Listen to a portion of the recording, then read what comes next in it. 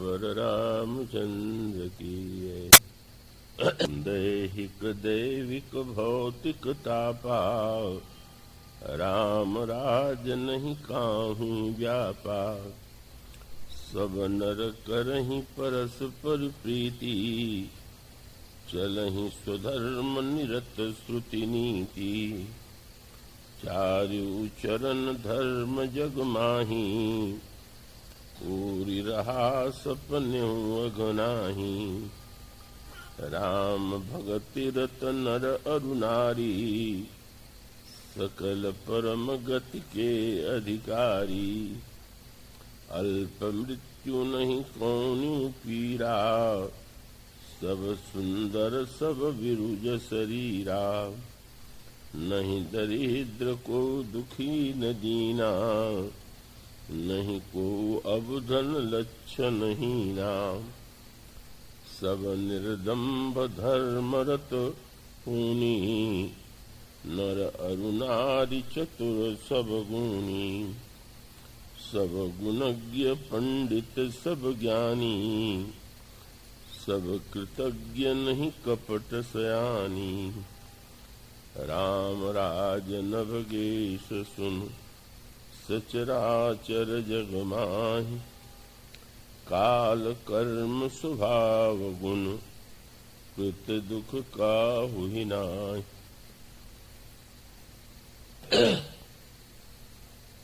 बहुत कथा रसिक महानुभाव भक्तिमती देवियों, आपके सामने अभी जो पंक्तियां, जो चौपाइयां पढ़ी गईं,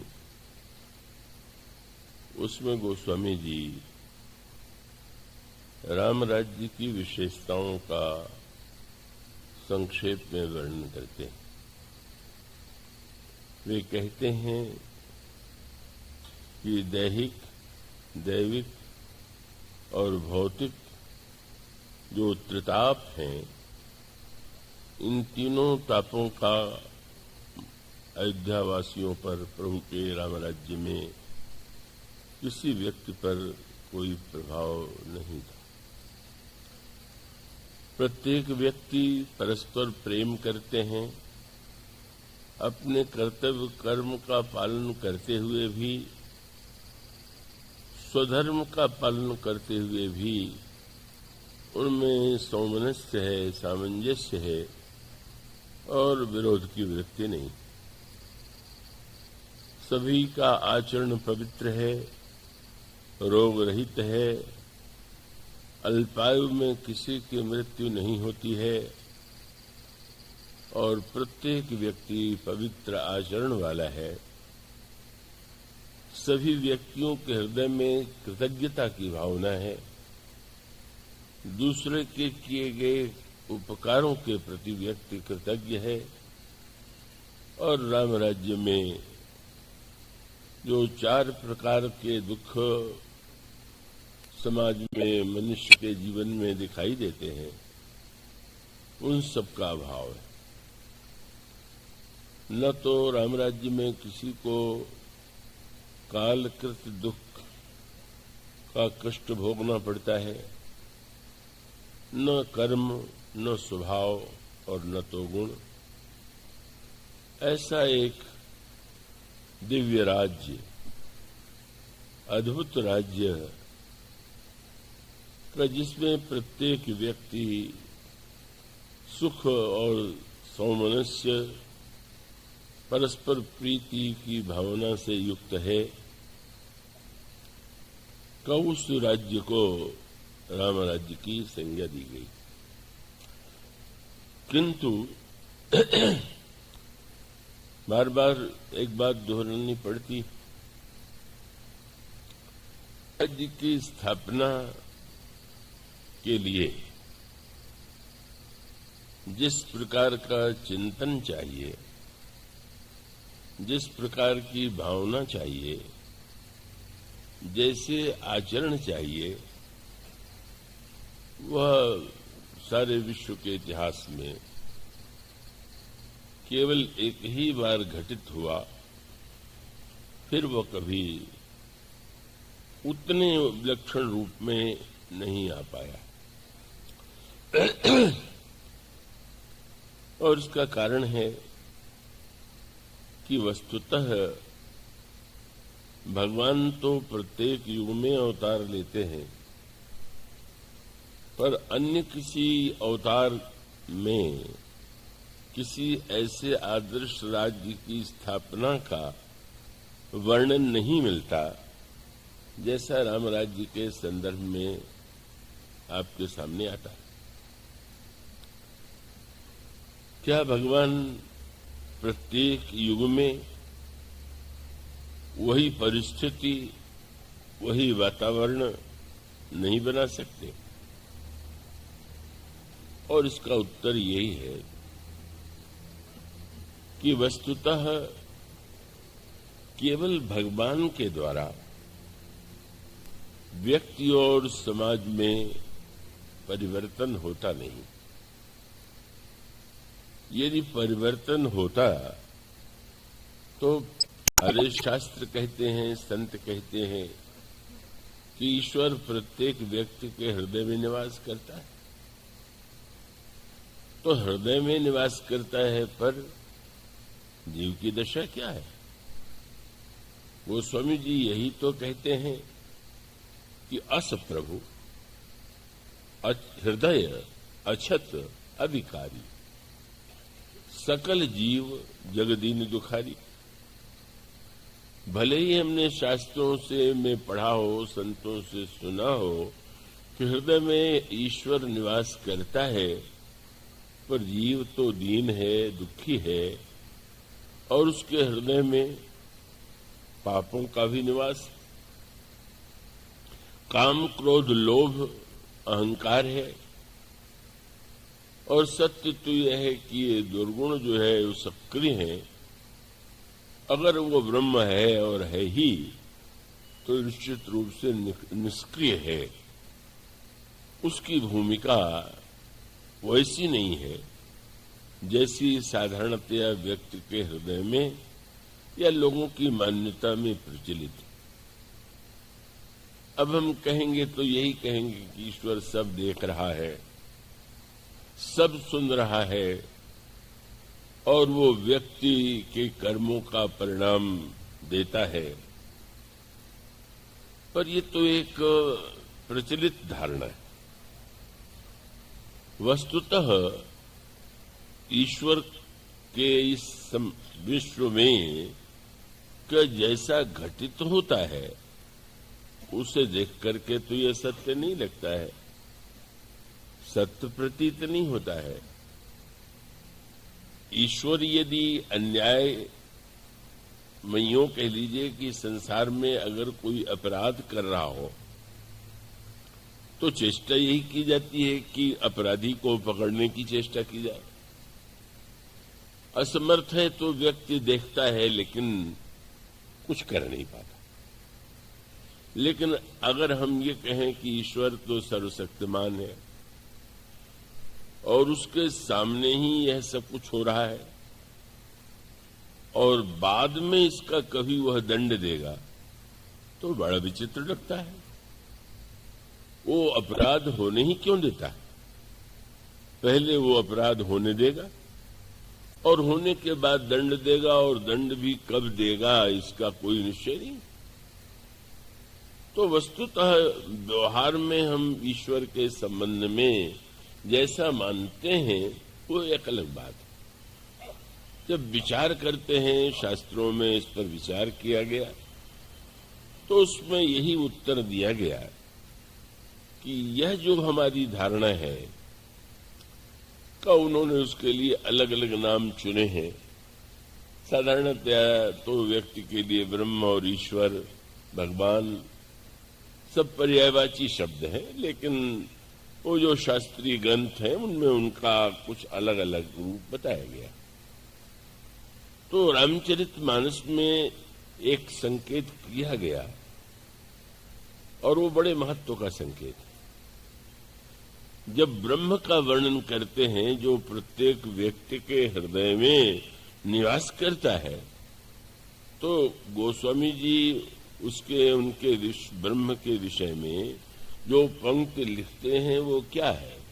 एक अनि।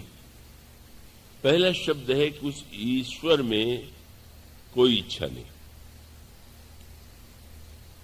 और वो अरूप अनामा, इच्छा रहित है, उसका काम, उसका कोई नाम नहीं है, उसका कोई रूप नहीं है, वो अज है, अजन्मा है, सच्चिदानंद है, और सबसे में निवास करते हुए सबसे है। तो अब ये जो ब्रह्म का लक्षण है, स्वाभाविक है कि इच्छा के अभाव में तो व्यक्ति सक्रिय होता नहीं। जब आप कुछ करने के लिए प्रस्तुत होते हैं, करते हैं, तो करने के पहले आप में कोई इच्छा होगी, और फिर ये आप निर्णय करेंगे कि इस इच्छा की पूर्ति के लिए हमें यह करना है।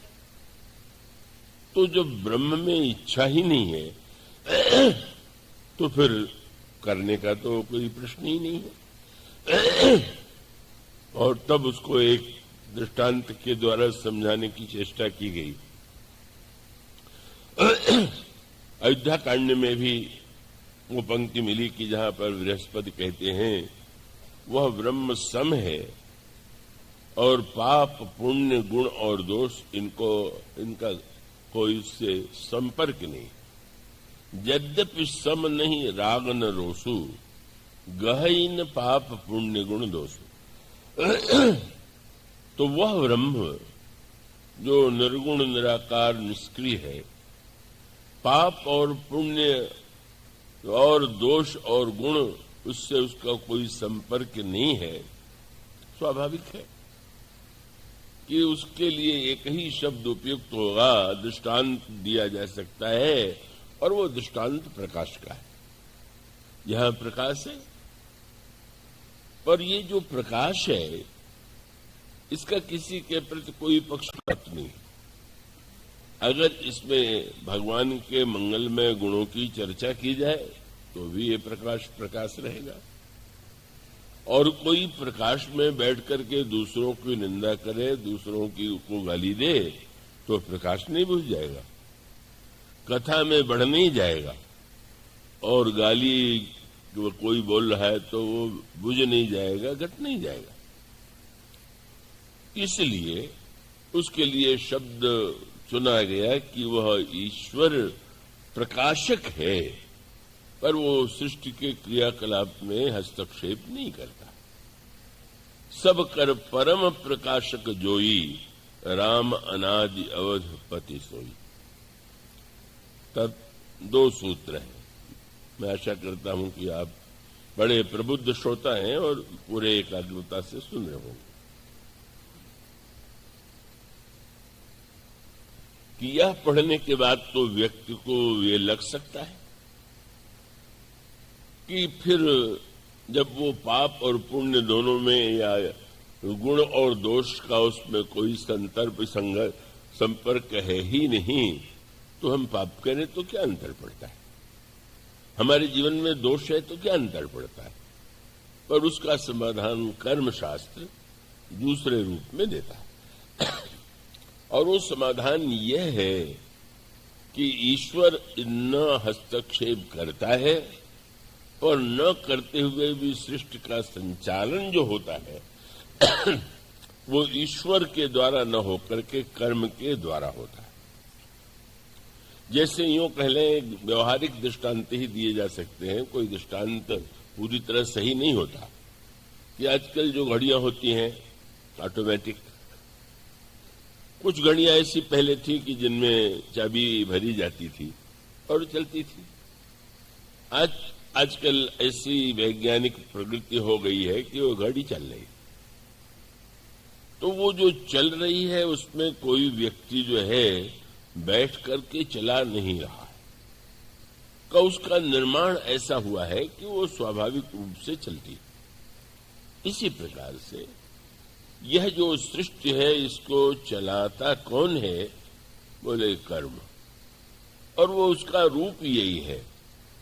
आपको वह पंक्ति भी रामायण में मिलेगी कि कर्म प्रधान विश्व करि राखा, जो जस करई सो तस फल चाखा। व्यक्ति कर्म के द्वारा ये सृष्टि चल रही है और जो जैसा फल अच्छा या बुरा पा रहा है उसके कर्मों का परिणाम। पर उसकी व्याख्या में जटिलता भी है कि अब ये कर्म का जो फल है कब मिलेगा, कैसे मिलेगा, इस तरह से बहुत से तर्क वितर्क हैं। तो एक और वेदांत का ब्रह्म जो निर्गुण निष्क्रिय निराकार है, अनीय है, और दूसरी ओर कर्म शास्त्र का ईश्वर जो वो स्वयं हस्तक्षेप नहीं करता है, कर्म के द्वारा सृष्टि चल रही है। इसके अंतराल में भक्ति शास्त्र ने एक नई दृष्टि दी, एक नया उपाय बताया, और वह नया उपाय यह है कि उस अनीह ब्रह्म में जब तक हम इच्छा उत्पन्न नहीं करेंगे, जब तक उसके हृदय में अपराधी को दंड देने के लिए क्रोध नहीं उत्पन्न करेंगे, जब तक हम अन्याय को मिटाने के लिए उससे अनुरोध नहीं करेंगे, तब तक वह निष्क्रिय रहेगा। और तब वहीं पर भक्ति शास्त्र की भूमिका आती है। भक्त कहता है कि मार्ग यह है कि कर्म का प्रपंच तो इतना कठिन है कि कभी उससे छूटने का कोई उपाय ही नहीं। निरंतर कर्म नचाता रहेगा, व्यक्ति नचता रहेगा।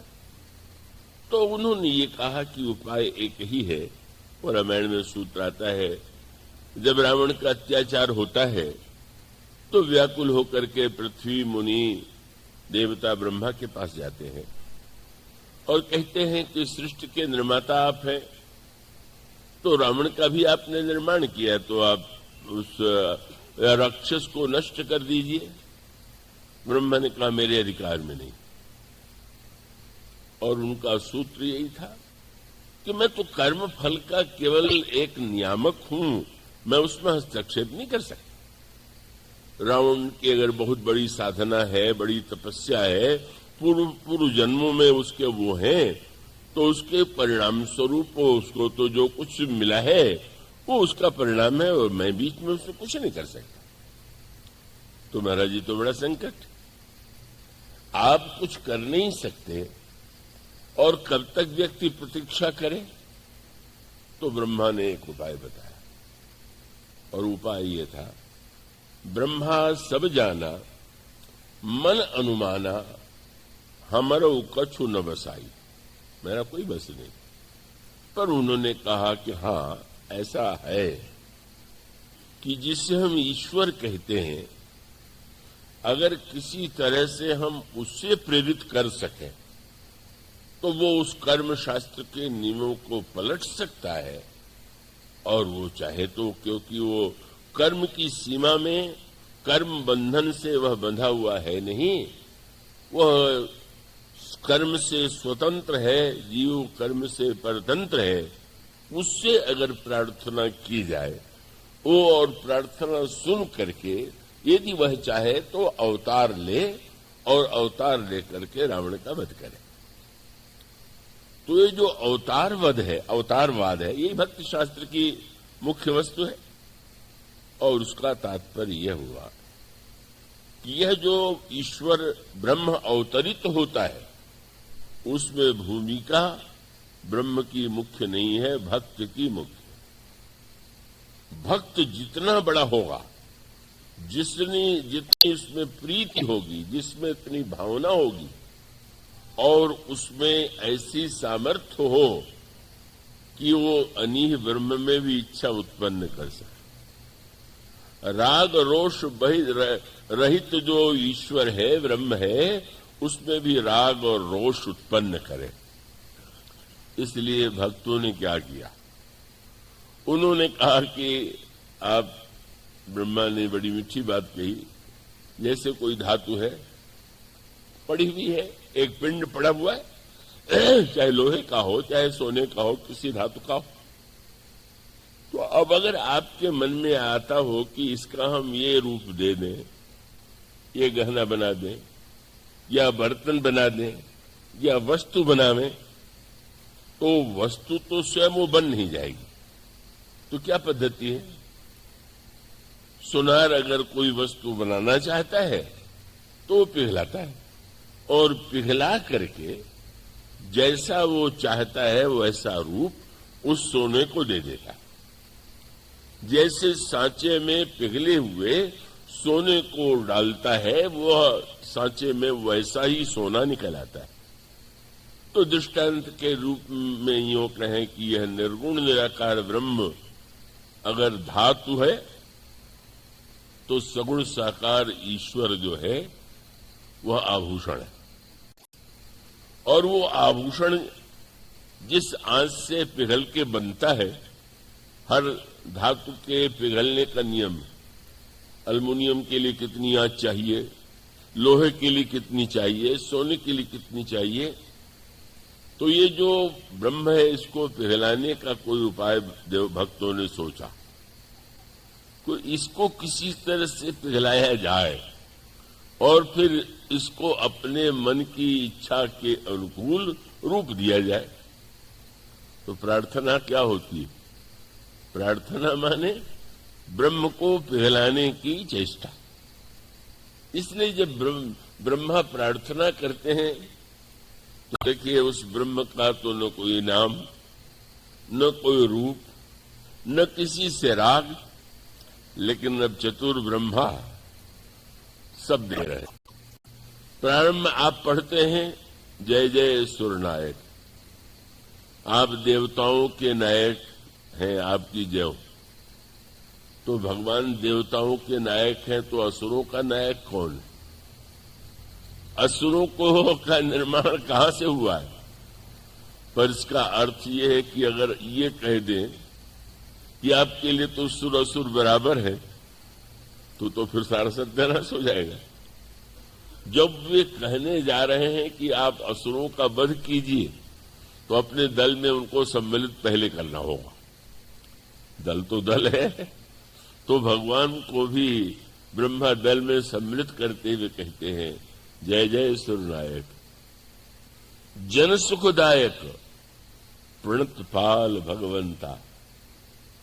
और फिर इतने से संतोष नहीं हुआ, बोले गो द्विज हितकारी, आप ब्राह्मणों का और गायों का हित करने वाले, तो अन्य लोगों का हित चाहते होंगे। आज के युग में तो कहने में थोड़ा और भी लोगों को क्रोध आता है। ये क्या हुआ कि गोद्विज हितकारी? तो उसको आप उस तरह से न देखिए।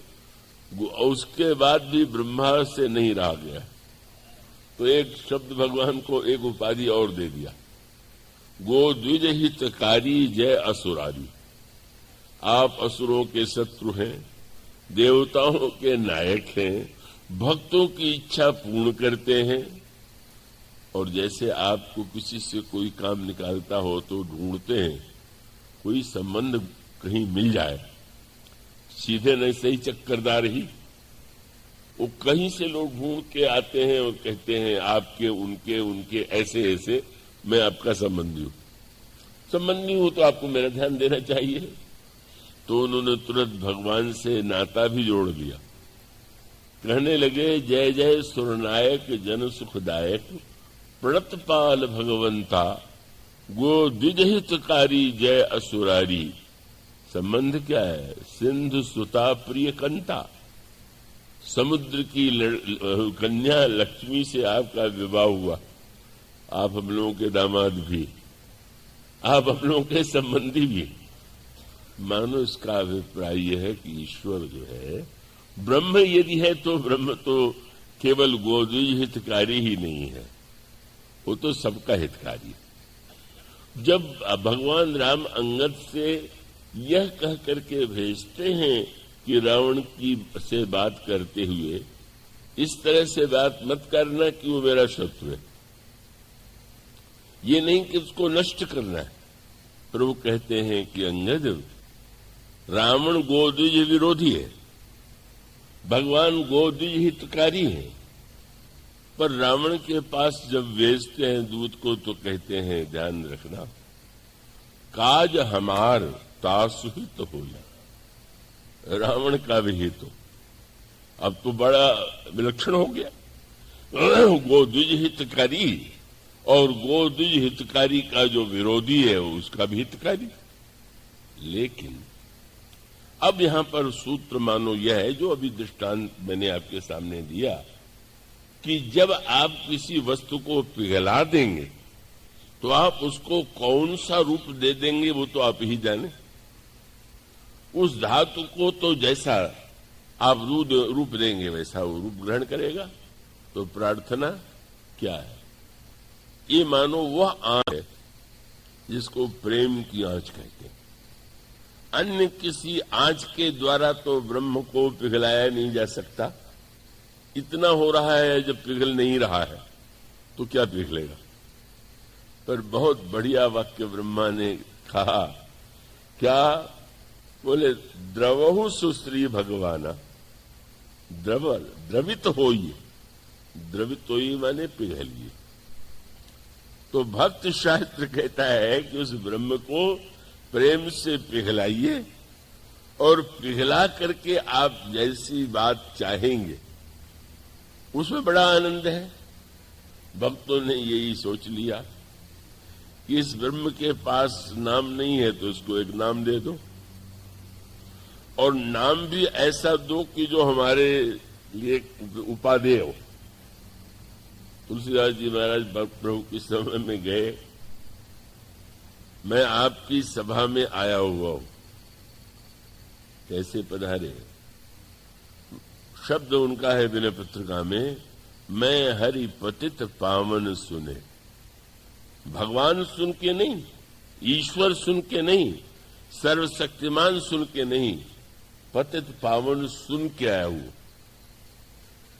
किसी ने तुलसीदास जी से पूछ दिया, सुनने की बात तो जब यहां नहीं थे तब न था, आप कहीं जब न हो सामने तो कहेंगे सुना, अब सुनने की बात क्यों कहते हैं?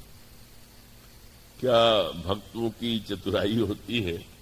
गोस्वामी जी ने कहा सुन के आया हूं, पर अभी मेरे मन में एक प्रश्न है कि जो मैंने सुना है वो सही है कि नहीं। क्यों? मैंने सुना है कि आप पतित पावन हैं, देखने आया, लेकिन मैं तो समस्या में पड़ गया। क्या कि आपकी सभा में तो वो संत ही दिखाई पड़े, पतित तो कोई दिखाई नहीं दिया। बड़े बड़े उच्च के भक्त तो लगने लगा कि ये नाम सुना तो था पर पतित तो है नहीं। अब भक्त जो जिस भावना और चतुराई का प्रयोग करता है, कहने लगे कि महाराज समाधान आपके पास तो नहीं है पर मेरे पास है। क्या? अब उपाय ये है कि आप मुझे ले लीजिए शरण में, और उससे मुझको लाभ जो होगा वो आपको अधिक लाभ होगा। क्या? कि आपका पतित पावन नाम है और कोई पतित दिखाई नहीं पड़ रहा है, पर अगर यह नाम सुनकर के कोई आवे और पूछ दे कि आप पतित पावन कैसे हैं, तो मेरी ओर कर दीजिएगा संकेत कि तुलसीदास जैसे पतित को मैंने शरण में लिया इसलिए पतित पावन। ये भक्त की मैं हरि पतित पावन सुने, मैं पतित तुम पतित पावन, दो बानक बने। क्या बढ़िया जोड़ी रहेगी। और नाम औरों के साथ जोड़ लीजिए, पर मेरे साथ नाम जोड़ने के लिए तो आपको मुझे स्वीकार करना होगा। इसलिए भक्त शास्त्र का जो ईश्वर है वो अवतरित होता है और भक्त की भावना के अनुकूल ही जो नाम रख दे वो नाम स्वीकार कर लेता है, जो रूप दे दे वो रूप स्वीकार कर लेता है, जो गुण दे दे वो गुण स्वीकार कर लेता है। और तब उसके वशिष्ठ जी से महाराज दशरथ ने कहा, बालक का जन्म हुआ है, इसका नाम तो रखिए। तो वैसे तो ब्रह्म का कोई नाम ही नहीं था। अब इस बालक का नाम रखना है तो वशिष्ठ जी ने रखा। तो उन्होंने कहा कि भाई ये तो या तो इसका कोई नाम नहीं, और अगर नाम है तो चाहे जो नाम, इनके नाम अनेक अनूपा, अनेक नाम, सब नाम अनोखे। चलो मैं एक नाम रख देता हूं, राम। इस तरह से भक्तों ने, पहले दशरथ जी ने मनु के रूप में भगवान को रूप दिया। तपस्या करने के बाद जब ब्रह्म व आकाशवाणी हुई, तुम दर्शन चाहते हो पर किस रूप में चाहते हो, तो उन्होंने रूप दे दिया, जो स्वरूप बस शिव मन माही, यही कारण मुनि जतन कराही, जो वसुंड मन मानस संसार। देखें हम स्वरूप, भगवान को रूप मिल गया। वशिष्ठ जी ने भगवान को नाम दे दिया, जो नाम रहित था, जो रूप रहित था, उसको नाम भक्तों ने दिया, उसको रूप भक्तों ने दिया, और गुण भी भक्तों ने ही दिया। वह तो अगुण था, लेकिन भक्तों में मानो स्वयं जो अनेक गुण हैं, वो गुणों को ही भगवान की सेवा में लगा देते हैं, और वह निर्गुण सगुण हो जाता है। और तब भगवान कैसे होंगे? आप जैसे होंगे। आप जितने बड़े भक्त होंगे, अगर त्रेता युग में राम राज्य बना तो राम तो वही हैं, द्वापर में कृष्ण भी वही हैं, शूकर बाराह भी वही हैं, नृसिंह भी वही है, पर जैसा सांचा भरत के पास था वैसा किसी के पास नहीं था। श्री भरत जो हैं, गोस्वामी जी से पूछा गया कौन बड़ा कौन छोटा, उनका बड़ा छोटा ईश्वर नहीं होता है, भक्त छोटा बड़ा होता। लहै बड़ाई देवता, इष्ट देव जब होए। इसका अभिप्राय है कि भक्त जितना ऊंचा होगा, आप अंत में किसी, आप देखते नहीं, जितने मंदिर में जाइए, श्री राम जी की मूर्ति अगर बनी हुई है तो कितनी भिन्नता लगती है आपको। वो ईश्वर के विषय में बहुत अच्छा ये है कि अगर कोई चित्र या मूर्ति आपकी बनावे तो पहले आप मिला के देखते हैं हमसे मेल मिल रहा है कि नहीं मिल रहा। नहीं मिलेगा तो कहेंगे क्या बना के लाए हो। ये मैत्री शरण जी के मन में आया एक बड़ा चित्र बनाने, मेरा बनवा में। किसी से सुना कानपुर में कि ये चित्रकार बहुत अच्छे हैं, बनाते हैं। अब वो चित्र जब बन के आया तो बड़े उत्सुक थे, अच्छी राशि पहले दे चुके थे। अब वो चित्र जब खोला गया तो लोग आश्चर्य से देखने लगे। उनके विषय में वो जिन सज्जन ने चित्रकार की प्रशंसा की थी, ये कहा था कि ये तो बड़े ही ऐसे चित्रकार हैं कि जिनके चित्र तो चिंतन के विषय हैं, अध्ययन के विषय। अब ये भी बड़े निराश कि किसका चित्र आ गया। देखने वाले भी कहते हैं किसका चित्र। तो मैंने इनके परेशानी को देख के कहा घबराओ मत, वो तो पहले बता दिया गया था कि इनका चित्र देखने का नहीं, अध्ययन का विषय है। अब आप करते रहिए अध्ययन, देखते रहिए। तो भाई सांसारिक व्यक्ति के चित्र में तो समानता होना चाहिए, पर आप मंदिरों में जब जाते हैं तब जिस मंदिर में जाइए उस मंदिर में श्री राम का अलग ही रूप है। चित्र देखिए हजारों, हर चित्र जो है वो अलग प्रकार का है। पर ये बात बहुत अच्छी है, जो समस्या मनुष्य के बारे में है, ईश्वर के बारे में नहीं। आप जाएंगे किसके मंदिर में, जाए राम मंदिर में। अब वो राम मंदिर चाहे श्री अवध का कनक भवन हो और चाहे आपके गले में गांव में, आपके नगर में, आपके स्थान में भगवान की मूर्ति है, राम मंदिर। अब आप जानते हैं कि आप मानो जब मूर्ति को देखने जाते हैं तो भिन्नता होते हुए भी यह मान लेते हैं कि सब राम हैं, राम को आप प्रणाम कर रहे हैं। लेकिन आपको अंतर लगता है कि नहीं? लगता है। किसी मूर्ति को देख करके आप कहते वाह, बहुत ही सुंदर मूर्ति है, बहुत आकर्षक मूर्ति है, और किसी मूर्ति को देख के प्रणाम तो कर लेते हैं, लेकिन कहते हैं कि कुछ पता नहीं कहां से ले आए, वो बहुत सुंदर तो नहीं है मूर्ति। और ऐसी मूर्तियां भी बनती हैं कि जो बिल्कुल किसी मूर्ति को देख करके भाव उमड़ता है और किसी मूर्ति को देख करके भाव नहीं उमड़ता। प्रणाम आप भले ही कर लें, पर वो आकर्षण किसी मूर्ति में आपको बड़ा आकर्षण होता है, देखते ही रहने का मन होता है। और किसी मूर्ति को देख करके आप प्रणाम भले ही करने पर आकर्षण नहीं होता। और तब बोले श्री राम तो वही है, पर ये तो मूर्तिकार जैसा होगा वैसी मूर्ति उस पत्थर में प्रकट कर देगा। और उसका अर्थ क्या? ब्रह्म पत्थर है, और जो भक्त जितना बढ़िया मूर्तिकार होता है वैसे सुंदर भगवान को निकालता है, प्रकट करता है। सब श्री राम है, लेकिन आप में तो अंतर होगा। महर्षि वाल्मीकि ने श्री राम का वर्णन किया, गोस्वामी जी ने श्री राम का वर्णन किया, बड़ा अंतर है, बहुत से अंतर है। जो समझते नहीं वो कहते हैं कौन सही है कौन गलत है। आप किस मंदिर के लिए कहेंगे कि यही श्री राम की सही मूर्ति है और सब नकली? क्या कोई भगवान श्री राम का ऐसा चित्र आपके पास है क्या कि आप निर्णय कर सकेंगे ये सही है कि गलत है? इसका अर्थ ये कि वस्तुतः भक्त जितना बड़ा होगा, उसकी भावना, उसका प्रेम, उसके अंतःकरण के का जो अनुराग है, वैसा ही ईश्वर वो प्रकट कर देगा। राम राज्य की स्थापना श्री राम के द्वारा नहीं होती।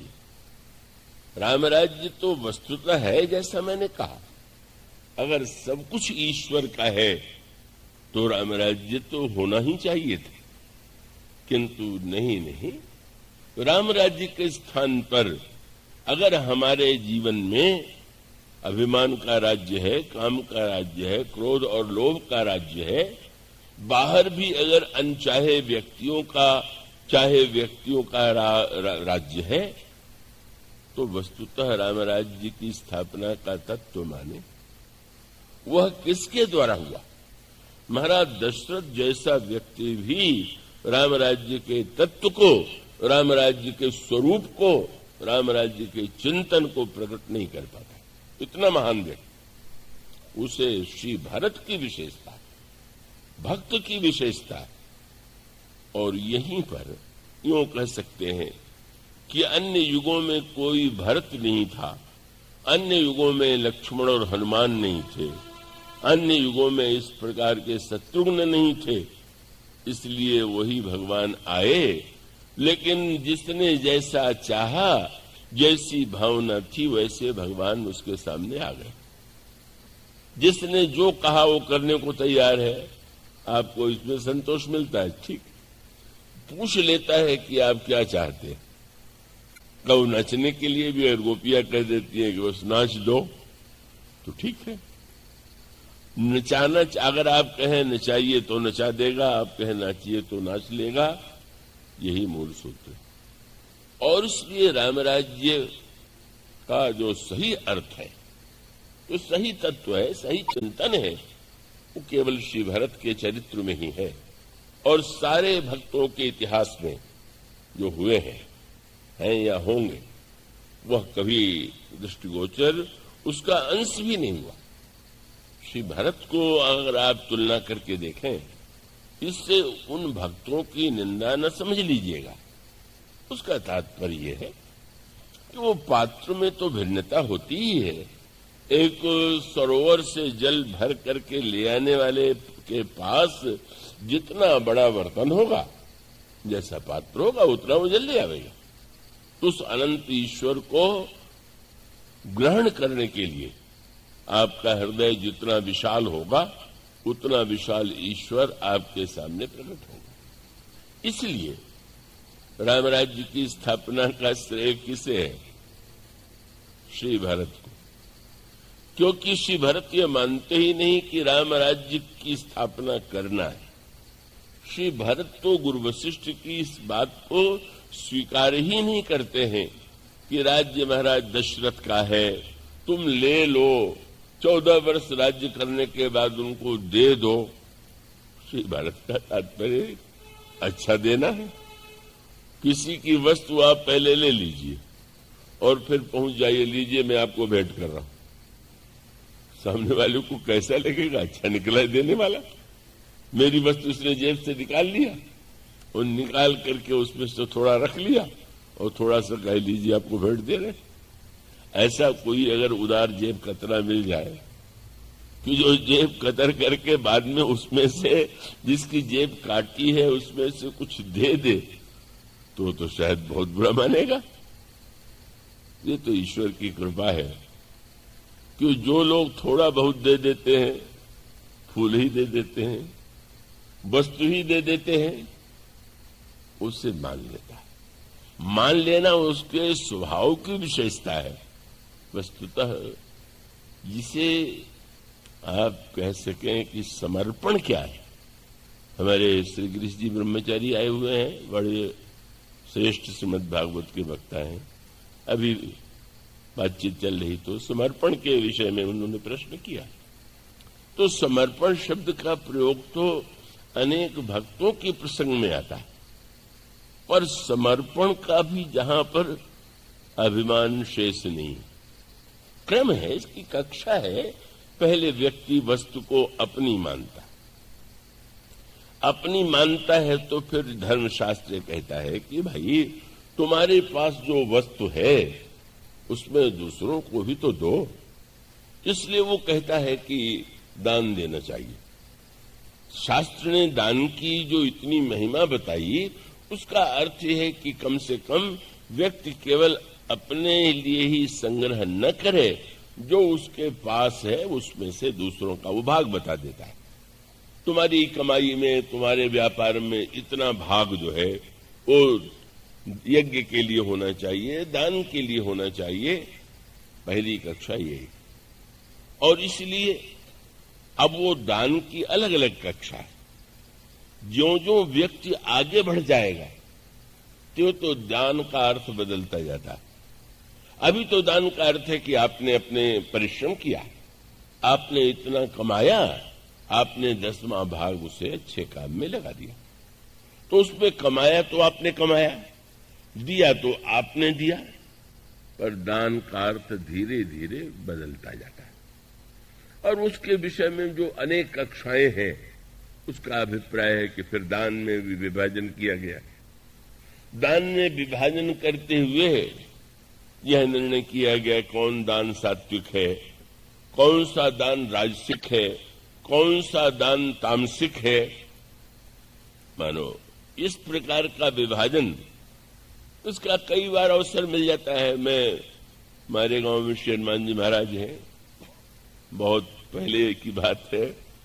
मैं नित्य पाठ करता था वहां। एक गांव के सज्जन आए, बड़े पात्र में मिट्टी के बड़े बर्तन में लड्डू भरे हुए थे।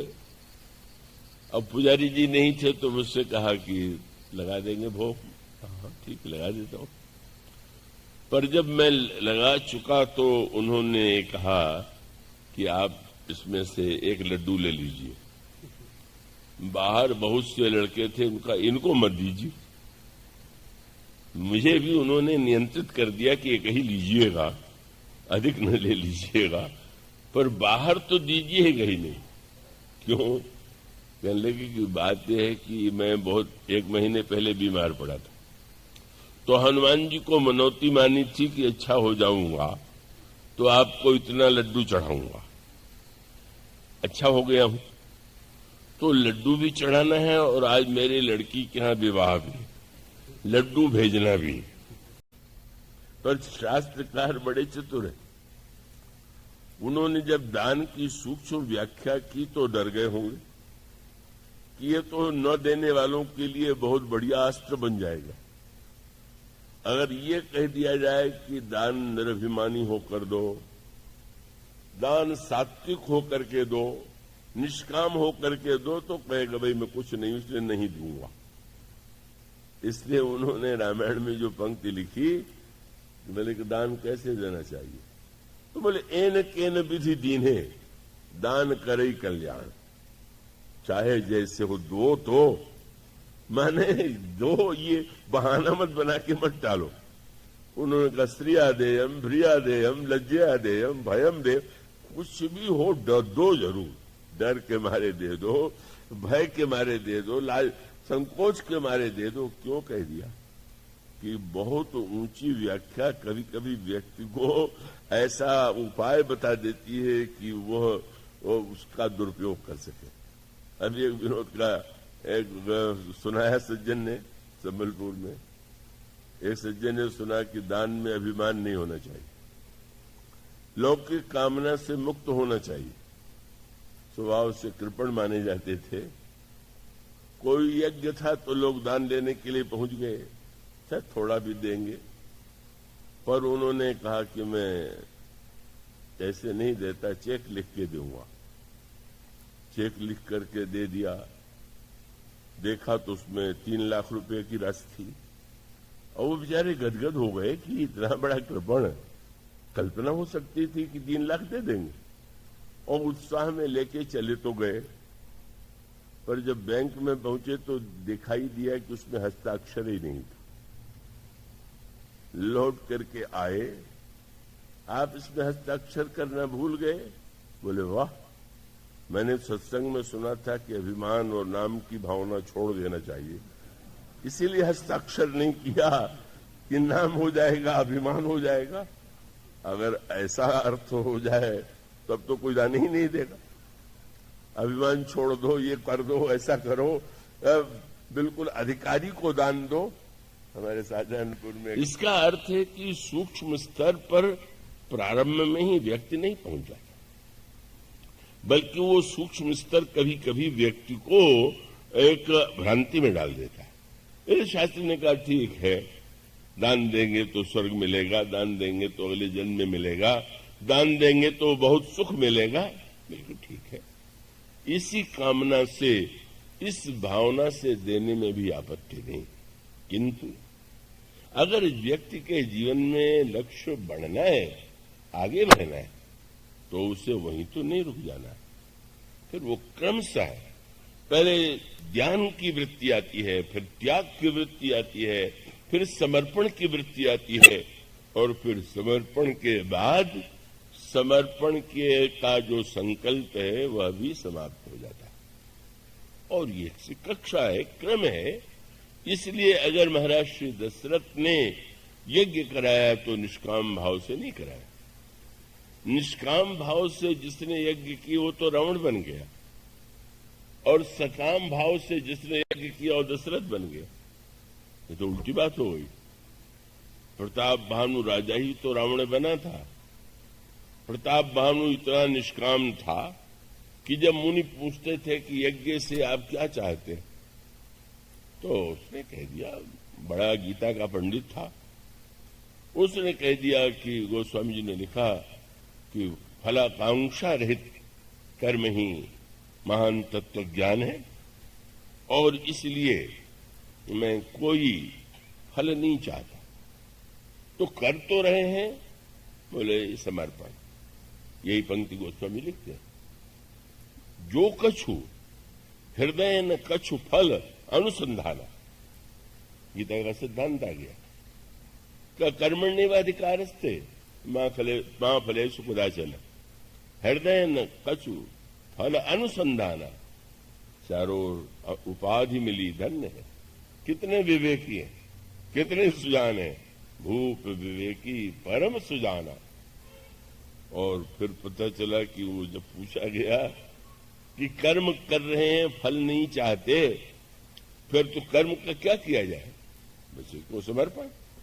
जो कछु कर्म करई मन बानी, वासुदेव अर्पित नृप ज्ञानी। ज्ञानी की उपाधि मिल गई, सुजान की उपाधि मिल गई, विवेकी की उपाधि मिल गई, पर कुछ न ज्ञानी थे, न सुजान थे, न फलाकांक्षा रहित थे। समाज में उपाधि पाने के लिए प्रदर्शन था और एकांत में कपट मुनि से मिले और पूछ दिया कि कुछ चाहते हैं। ये नहीं कहा कि कुछ नहीं चाहिए। कर्मण्यवाधिकारस्ते, वहां यद्यपि वो वही अभिमान कैसे कहें कि चाहिए।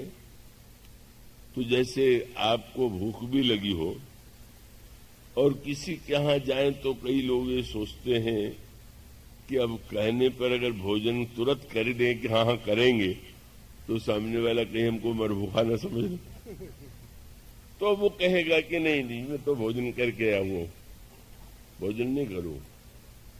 अब सामने वाला 2-4 बार अगर कहने वाला मिल गया तो वो ये कहे बिना नहीं रहता कि अब यद्यप भूख तो नहीं है, करके भी आया हूं, पर आपका आग्रह कैसे टालूं, इसलिए मैं भोजन कर लेता हूं।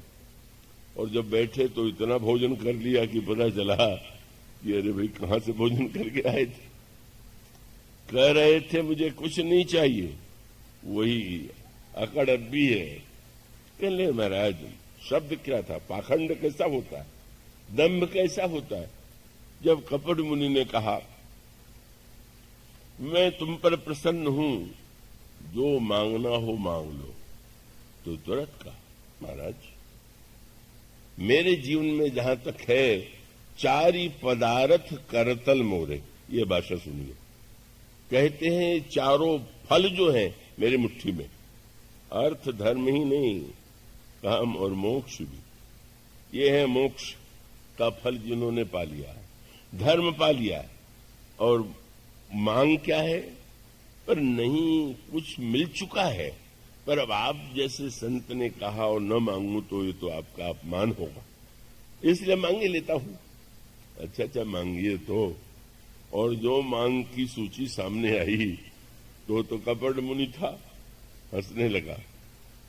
मैं तो समझ रहा था कि मैं अपना राज्य फिर से पालूं, पर ये तो बहुत आगे निकले। क्या महाराज अगर आप प्रसन्न हैं, प्रभु ही तथापि प्रसन्न विलोकी, मांग अगम बर हों विशोकी। मैं अगम बर मांग करके शोक रहित हूं। और क्या है, कृपा करिए मैं कभी बूढ़ा न हूं, कभी न मरूं, 100 कल्प तक मेरा राज्य रहे, कोई मुझे हरा न सके। फल की आकांक्षाओं की ढेरी लग गई। जरा मरण दुख रहित तनु, समर जितय जन को, एक छत्र रिपहीन मही, राज कल्प सत हो। मानो आप उस कक्षा की बात कहिए जिस कक्षा के आप विद्यार्थी, आप उससे आगे मत कहिए जिस कक्षा के आप विद्यार्थी नहीं। आप वो उत्तर देंगे तो आपका केवल एक टंत उत्तर होगा, उसका संबंध आपके हृदय से नहीं होगा।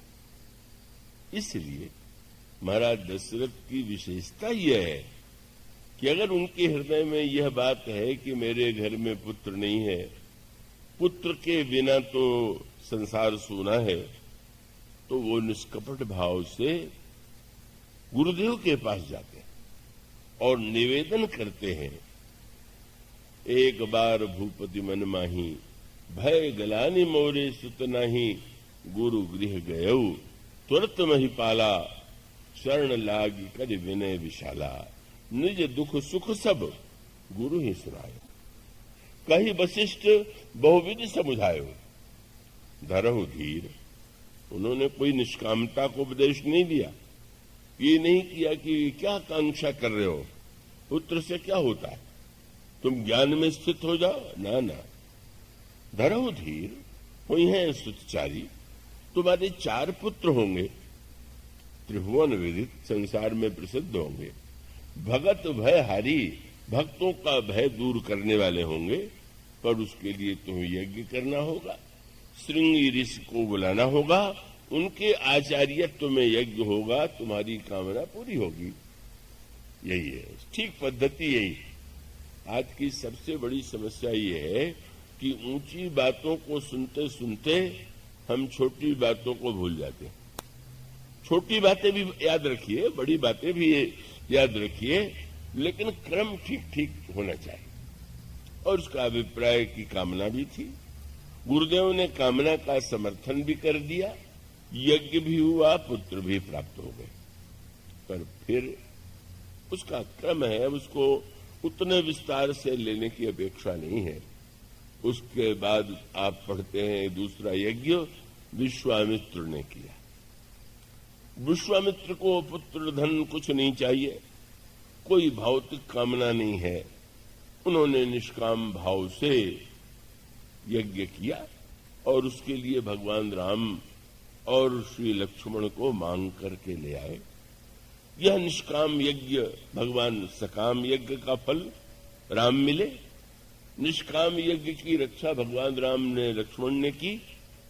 और तीसरा यज्ञ तब जनक का विश्वामित्र ने कहा, धनुष यज्ञ सुन रघुकुलनाथ, ये समर्पण यज्ञ, निष्काम यज्ञ, सकाम यज्ञ और समर्पण यज्ञ।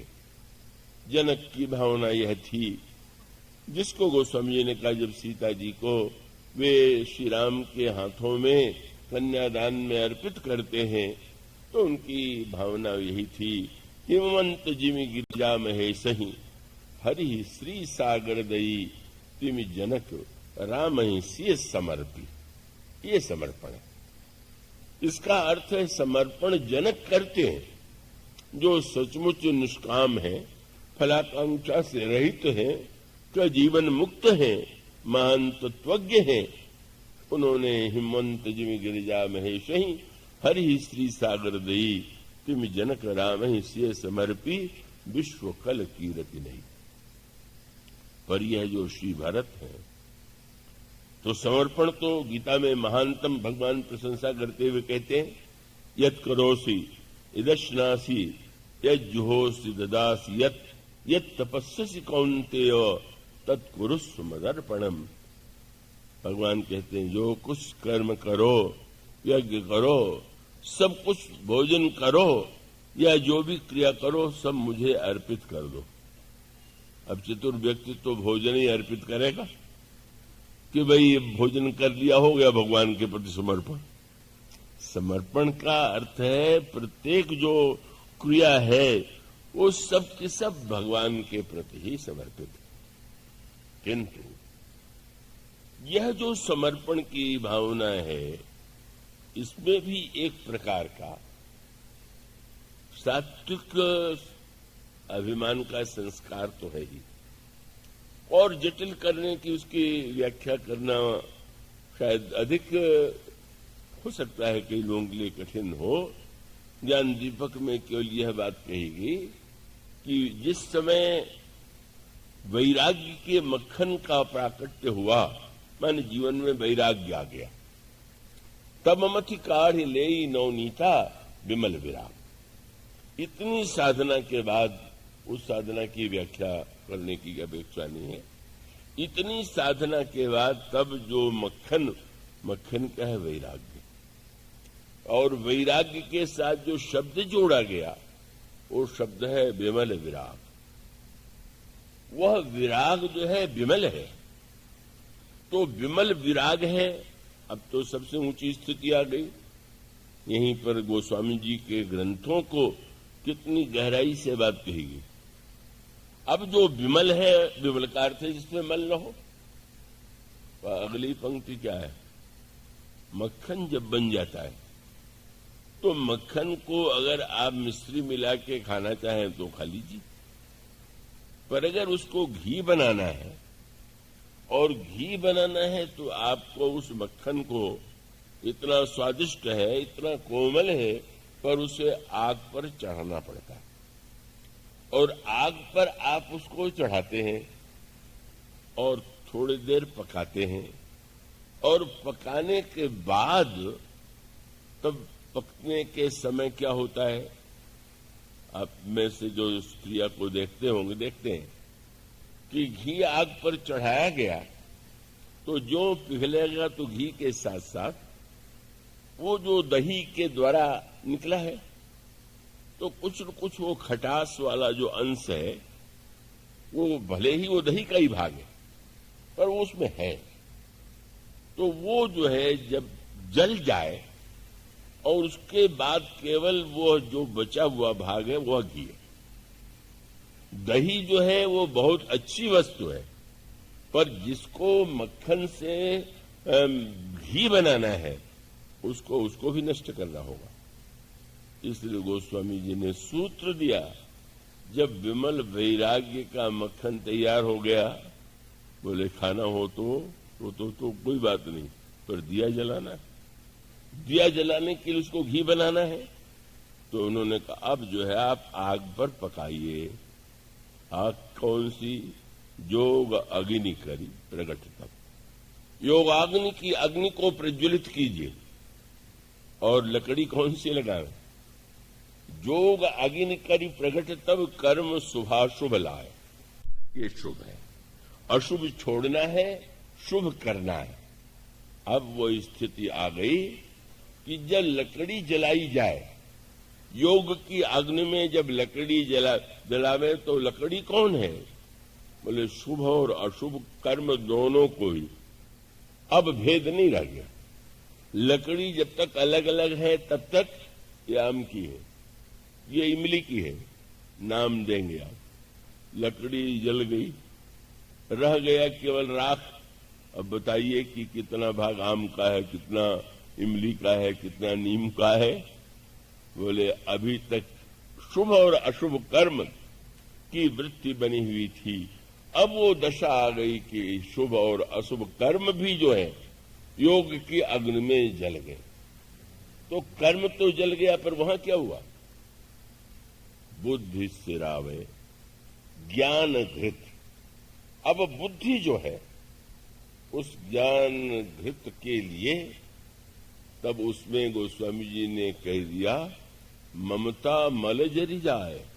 लीजिए, विमल कह चुके थे, पर पूछा गया महाराज विमल में कोई मल होता है क्या?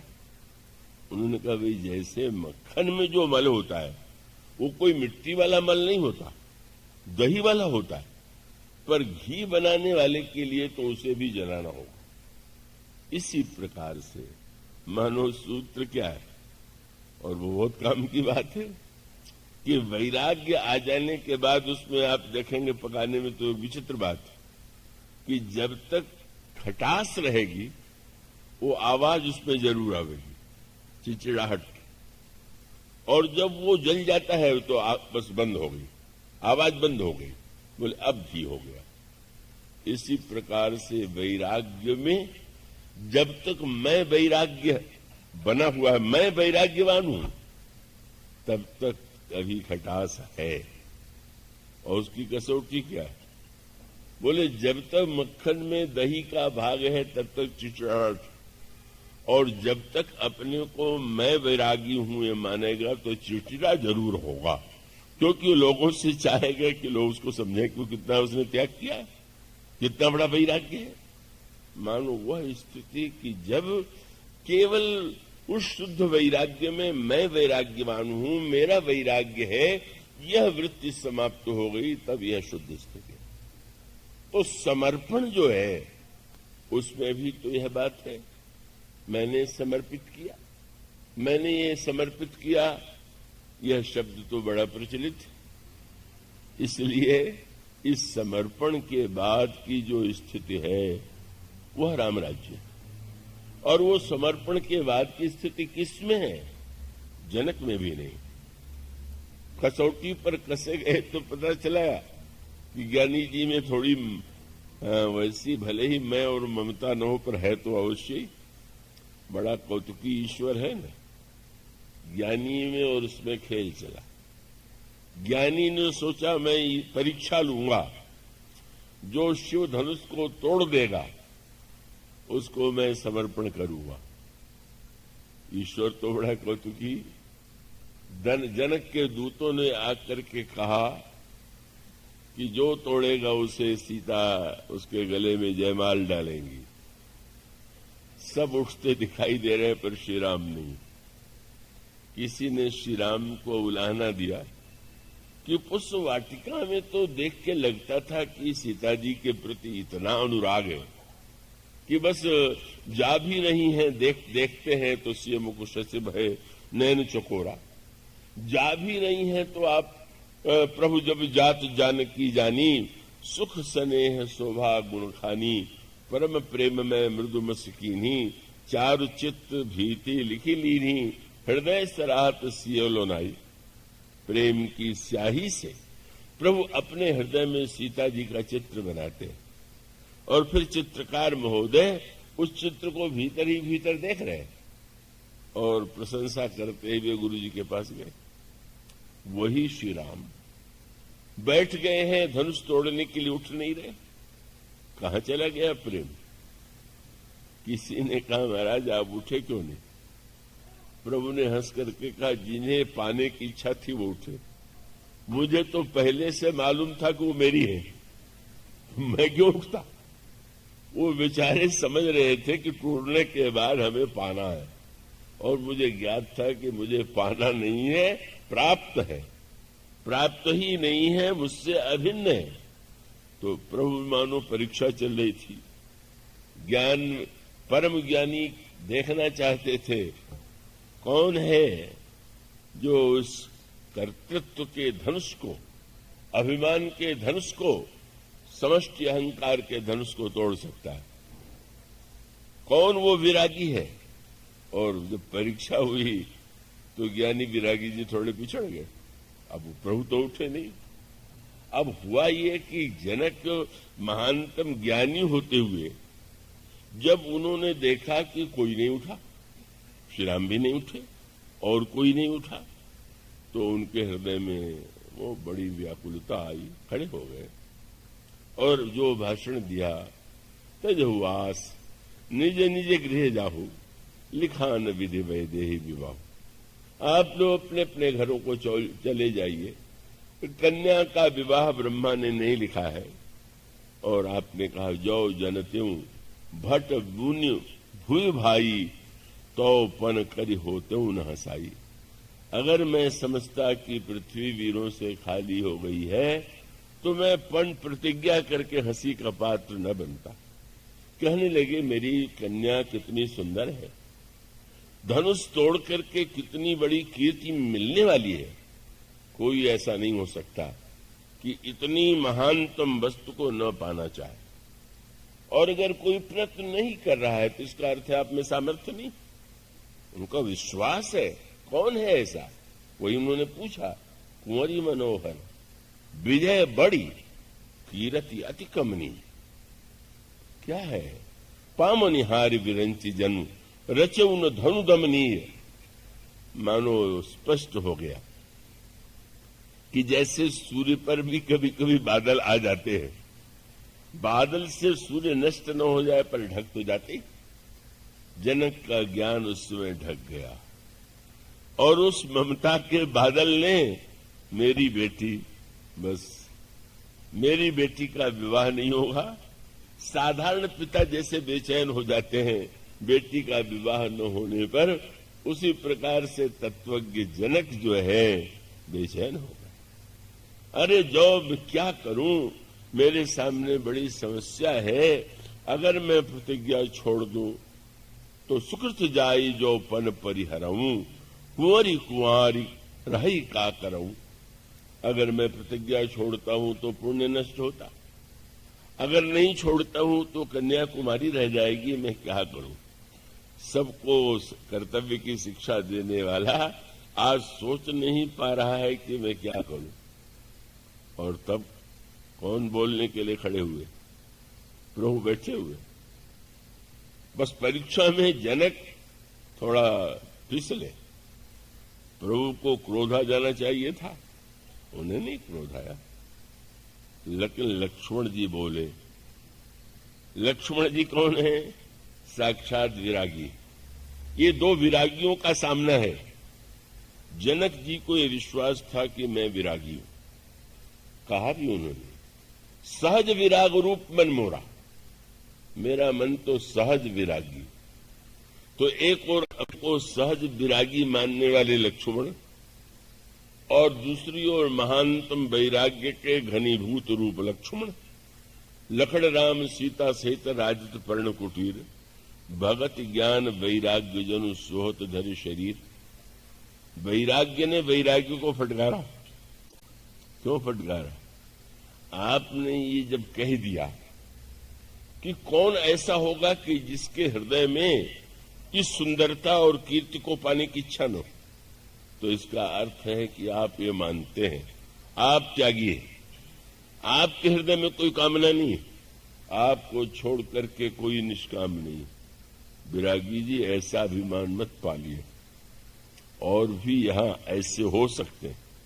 लक्ष्मण जी ने जब कहा मैं धनुष तोड़ दूं, तो न समझने वाले तो घबरा जाते हैं। एक वक्ता तो कहने लगे कि जब लक्ष्मण जी ने कहा मैं तोड़ दूं, तो डगमगान मही दिग्गज डोले, पृथ्वी डगमगाने लगी, इसलिए घबरा गई कि ये उतावला लड़का तोड़ के कहीं सत्यानाश न कर दे।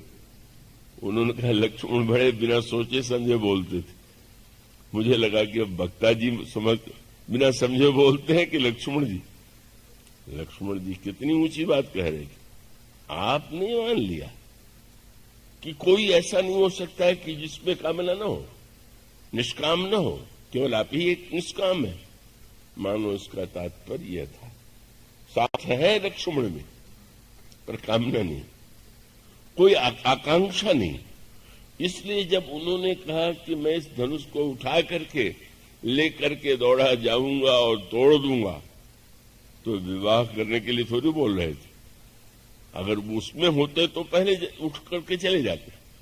इसीलिए जब लक्ष्मण जी ने ये कहा मैं तोड़ दूं, आप आज्ञा दीजिए, तो सबसे अधिक कष्ट या क्रोध किसको होना चाहिए था? श्री किशोरी जी को, सीता जी को। अरे ये लक्ष्मण जिस तरह की बात कह रहा है मैं तोड़ दूं, क्योंकि जनक जी ने प्रतिज्ञा की है कि जो धनुष तोड़ेगा उससे कन्या का विवाह होगा। लक्ष्मण जी ने बता दिया। बाद में किसी ने कहा महाराज आपने तोड़ने के लिए बहुत भाषण दिया, न आपने तोड़ा न प्रभु ने आज्ञा दिया। लक्ष्मण जी ने मुस्कुरा करके कहा मैंने तोड़ दिया। क्या तोड़ दिया? धनुष थोड़ी तोड़ना था, जनक का भ्रम तोड़ना था। भ्रम तोड़ना था, उसी के लिए मैंने ऐसा कहा था। क्या भ्रम तोड़ना था? क्या एक तो जनक को भ्रम था कि धनुष टूटेगा तब विवाह होगा। मैं बताना चाहता था विवाह बहुत पहले से हो चुका, अनादिकाल से ये दोनों विवाहित। आप व्यर्थ ही सिरदर्द पाले हुए। आपकी जो वस्तु नहीं है और जो वस्तुता अनादिकाल से केवल श्री राम की है, वही शंकर जी के विवाह में हुआ।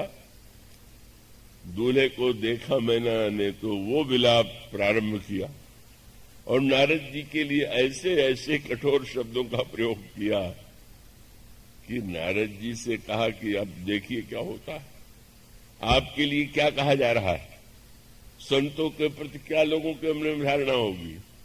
अच्छा तो मैं जाता हूं, पर सोचने लगा अकेले जाऊं और फिर बहुत क्रोध में क्या ऐसा व्यवहार करें, तो सप्तर्षियों को भी बुला लिया, आइए मेरे साथ चलिए। गए। नारद अकेले जाते तो मैना बहुत क्रोध करती। अब वो सातों ऋषि भी थे तो आदर करना बड़ा बैठा दिया। अब नारद जी ने पूछ दिया आप इतना रो क्यों रहे, आप इतने व्याकुल क्यों हैं? बड़ा क्रोध आया। महाराज मेरी कन्या, मैं उसकी चिंता नहीं करूंगी तो आप बिना विवाह के, बिना बच्चों के आपको क्या चिंता? कन्या मेरी है तो चिंता मैं नहीं करूंगी, क्या नहीं करना चाहिए? तब उस समय एक प्रश्न किया मैना से, मैना ये तुम्हारी बेटी है? हमारा सब लोग जानते हैं। उनका सब जानते होंगे पर सत्य नहीं। सत्य क्या है? मैना सत्य सुनो मम बानी, जगदम्बा तुम इनकी मां नहीं हो, ये तुम्हारी मां, और तुम्हारी मां नहीं सारे संसार की मां। और बता दिया जिनसे कह रहे हो विवाह नहीं करेंगे, बहुत पहले विवाह हो गया। सार अनादिकाल से यही शब्द था। मैना सत्य सुनो मम बानी, जगदम्बा तब सुता भवानी। अजा, इनका कभी जन्म ही नहीं हुआ। जिसके गर्भ से जन्म हुआ उससे कह रहे हैं नारद जी, अजा अनादि शक्ति अविनाशिनी, सदा संभव अर्धंग निवासिनी, जग संभव पालन लय कारिणी। और वो जो जन्म उन्होंने लिया वो निज इच्छा लीला बपुधारिणी, अपनी इच्छा से ही तुम्हें धन्य बनाने के लिए तुम्हारे गर्भ से उन्होंने जन्म लिया। बस अच्छी पवित्र बुद्धि थी, भ्रम हो गया था, पर तुरंत दूर हो गया। दूर होने के बाद पहला काम क्या किया, नई बात हो गई। हिमालय और मैना ने दोनों ने पार्वती जी के चरणों में साष्टांग प्रणाम किया। तब मैना हिमवंत आनंदे, पुनि पुनि पार्वती पद बंदे। अब आनंद क्या है? अगर इस प्रसंग के पहले कन्यादान मैना और हिमालय देते तो मैना तुमने कहा कि देंगे नहीं, पर मानो दे भी देते तो यही समझते कि हमारी उदारता है कि मैंने दे दिया। अब जो देने का आनंद है दूसरे तरह का। अब लगा मैं क्या दे रही हूं, वो तो उन्हीं की है, बड़ी कृपा करके बेटी बनकर आ गई, मुझे सौभाग्य दे दिया। मानो वह आनंद, वही आनंद जनक को देने के लिए लक्ष्मण जी फटकार रहे हैं। आप व्यर्थ ही चिंता पाल रहे हैं। आपको बड़ी चिंता हो गई मेरी कन्या कुमारी रह जाएगी। और जब यह शब्द कह दिया, बस मानो सबसे प्रसन्नता किसको हुई, जिसमें लखन सकोप वचन जब बोले, डगमगानी मही दिग्गज डोले, सकल लोक सब भूप डराने। राजा तो डर गए, छोटा भाई इतना शक्तिशाली है, दावा कर रहा है। प्रसन्नता किसकी हुई? वो स्वामी जी कहते हैं, सिए हर्ष, सीता जी को बड़ी प्रसन्नता हुई। चलो हम दोनों के विवाह को जानने वाला कोई गवाह तो है। ये समस्या आ गई। अब कठिनाई ये थी कि भगवान राम सीता अनादिकाल से दंपति है, पर संसार में तो बिना गवाही के बात मानी नहीं जाती। यहां तो सभी कह रहे हैं कन्या कुमारी है, विवाह होना है। विवाह हो चुका है। लक्ष्मण जी ने जब कहा तो समझ गए क्या कह रहा है, इसलिए बड़ी प्रसन्न हुई। और उसके पश्चात जब जनक का भ्रम टूट गया, तब मुस्कुरा करके विश्वामित्र ने कहा, उठो राम, भंजहु। शब्द कितना सुंदर चुना, भव चापू। ये रामायण में जिन शब्दों का प्रयोग किया गया उसको बदलने की चेष्टा नहीं करना चाहिए। वो उन शब्दों में कुछ रहस्यमय भाव है। ये कहा गया, कह सकते थे कि शंकर का धनुष तोड़िए, शिव का तोड़िए, महेश का तोड़िए, पर उन्होंने कहा उठो राम, भंजहु भव चापू। भव शब्द का, भव भी शंकर जी के नामों में से एक नाम। उन्होंने भव नाम क्यों लिया? भव माने संसार भी है और भव माने शंकर भी है। भव सागर चह पार जो पावा, शंकर जी भी भव हैं और संसार भी भव है। बहुत विलक्षण सी बात है, ये बड़ा दार्शनिक सत्य है। अरे कोई और शब्द नहीं था शंकर जी के लिए, या संसार के लिए कोई और शब्द रख देते? दोनों भव क्यों हैं? उसका तत्व यह है कि अगर आपकी ज्ञानमयी दृष्टि हो तो ये संसार संसार न होकर के शिव रूप है, और आपकी दृष्टि सही न हो तो ये संसार भव है जिसमें आप डूब रहे हैं। यह मानो दोनों शब्दों का तात्पर्य है। अज्ञानी के लिए भव जो है वो डूबोने वाला, दुखमय है, और जो दृष्टि पा चुका है मानो उसका संकेत ये था कि आज ही तो भव को नष्ट करना। भव क्या है? ये रामायण की शब्दावली में तो कभी कभी गोस्वामी जी ऐसी बड़ी बात कह देते हैं कि उसका आनंद जो जरा गहरी साहित्य का आनंद लेने वाला होगा वो जानेगा। श्री किशोरी जी जब पार्वती जी की स्तुति करने चली तो शब्दावली को आप पढ़िए।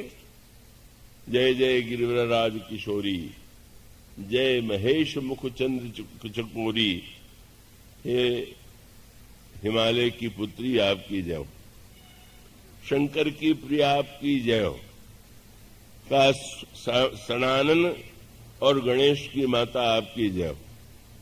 पर एक पंक्ति में शब्द पढ़िए, भव भव विभव पराभव कारिणी। आप हे देवी भव भव विभव पराभव कारिणी। शब्द ये है कि शक्ति के द्वारा ही उत्पत्ति होती है, उसी के द्वारा पालन होता है और संहार होता है। तो सीता जी कह देती हैं कि आप संसार को बनाती हैं, पालन करती हैं, संहार कर देती हैं, पर उन्होंने वो शब्द नहीं कहा। शब्द क्या कहा? भव भव विभव पराभव कारिणी। क्यों कहा? मानो संकेत ये है कि ये सुन के तो अच्छा लगेगा कि मां है, जन्म देती है। ये पढ़ करके सुन के अच्छा लगेगा कि पालन करती है, पर ये पढ़ के कितना कष्ट होता है कि वो संहार करने वाली, विनाश करने वाली। तो मानो किशोरी जी बोल रहे हैं, जब वो कहती हैं तो उसके द्वारा उन्होंने कितनी बढ़िया बात कह दी। किसी से पूछा गया, अगर पूछा जाए कि ये बनाती हैं, पालन करती हैं, मिटा देती हैं, बनाना कोमलता है, पालन करना कोमलता है, मिटा देना तो क्रूरता है, तो सीता जी क्या कहती है? पार्वती जी से कोई पूछे कि आप क्या करती हैं, तो इन तीनों शब्दों का आनंद लीजिए। भव भव विभव पराभव, तीन शब्द। जनन के लिए भव शब्द, पालन के लिए विभव और संहार के लिए पराभव। साहित्य में ये शब्द ऐसे नहीं बोला जाता। मानो संकेत यह था, देवी पार्वती ने हंस करके कहा, अरे ये तो नासमझ है कि तीनों में अलग अलग देखते हैं, तीनों में भव ही तो है। भव है तो भी भव, विभव है तो भी भव, पराभव है तो भी भव। शिव को छोड़ के और कुछ नहीं।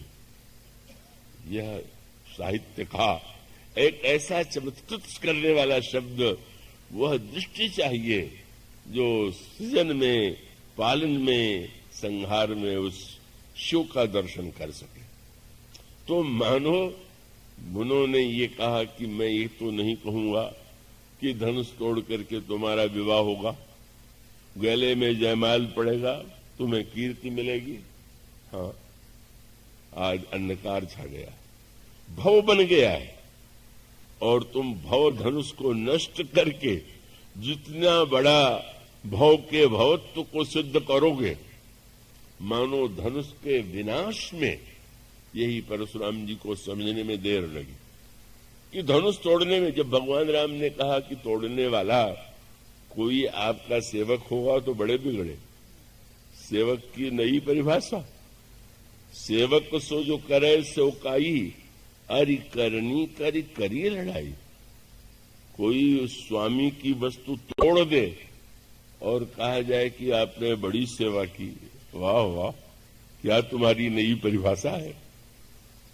पर आप विचार करके देखिए, पहले कुल्हड़ों में जल दिया जाता था। आपके साथ कोई सेवक है, आपने कुल्हड़ में जल लिया, जल बड़ा शीतल स्वादिष्ट, आपने पी लिया, तो अब उसको कुल्हड़ को तो रखना ही नहीं। मिट्टी का बर्तन कोई धोके तो रखता नहीं था जैसे और बर्तनों को, तो क्या होगा? आपका सेवक देख लेगा कि आप पी चुके, और तब वो आपसे कहेगा दे दीजिए, और वो कुल्हड़ को ले जाकर कहीं पटक देगा। सेवक की कितनी बड़ी सेवा है कि जब स्वामी ने उसे खाली कर दिया, को उपयोग नहीं है, तो तोड़ करके स्वामी के कार्य को पूरा किया। मानो प्रभु का तात्पर्य था कि ये धनुष खाली हो चुका था, क्योंकि इसके द्वारा त्रिपुरासुर का संहार हो चुका था। अब इसको अगर मैंने तोड़ दिया तो सेवा मेरी है। अगर वो शंकर जी को करना पड़ता तो सेवा न होती। यह कह करके उन्होंने जो एक नई दृष्टि दी, और उसका अभिप्राय यह था, उसका तात्पर्य यह था कि आप ये मत मान लीजिए कि तोड़ना सर्वदा शत्रु का कार्य है। अगर एक सेवक स्वामी के खाली किए हुए कुल्हड़ को तोड़ दे और स्वामी बिगड़ खड़ा हो कि तुमने मेरी वस्तु को तोड़ दिया, नष्ट कर दिया, कभी बुद्धिमान स्वामी ऐसा नहीं कहेगा। इसका तात्पर्य है, उन्होंने कहा उठो राम भंजहु भव चापू, क्यों बोले मेटहु तात जनक परिताप। जनक का कुछ नहीं करना, केवल जनक के परिताप को मिटाना है। अज्ञान से इनको कष्ट हो रहा, केवल इस धनुष के अंधकार को तुम दूर कर दो, सत्य का साक्षात्कार हो जाएगा। और सचमुच हुआ। और हो जाने के बाद जनक ने अनुभव किया कि मैं कितना भी बड़ा ज्ञानी रहा हूं, पर थोड़ी देर के लिए तो मायानाथ का चक्कर जो था उसमें मैं पड़ ही गया। इसलिए टूटने के बाद उन्होंने विश्वामित्र जी से कहा, मैं कृतकृत्य कीन दूं भाई।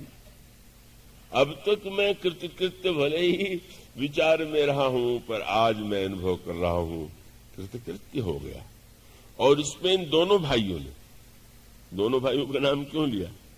बोले ये कूटस्थ ब्रह्म तो मौन बैठे रह गया था, ये तो भाषण दे करके जब लक्ष्मण ने ही प्रेरित करके मेरी आकांक्षा को पूर्ण कराया। इस तरह से जनक के द्वारा जो समर्पण होता है, उस समर्पण के पहले भी जो ममता और अहमता का यत्किंचित संस्कार था वो नष्ट हो गया, और तब जो समर्पण हुआ वो महानतम समर्पण था।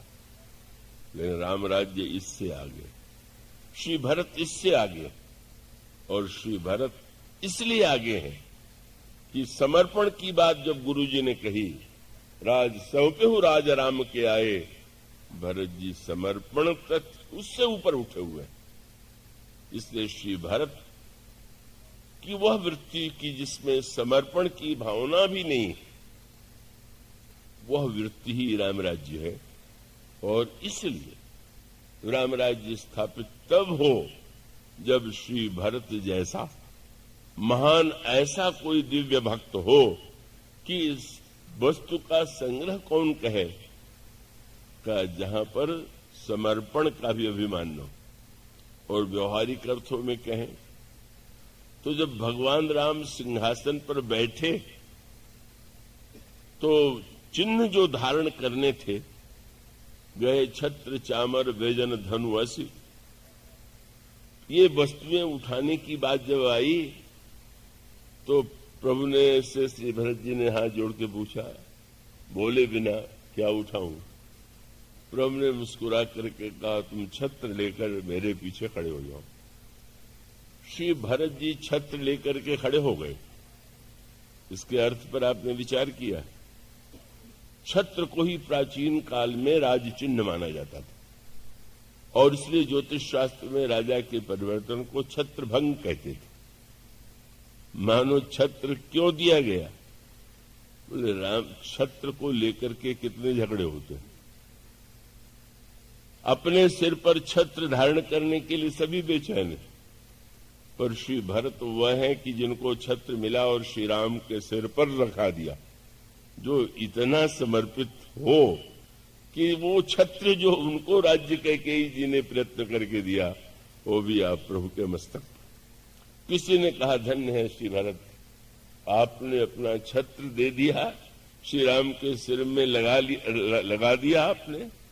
उन्होंने कहा, इसमें त्याग थोड़ी है, स्वार्थ है।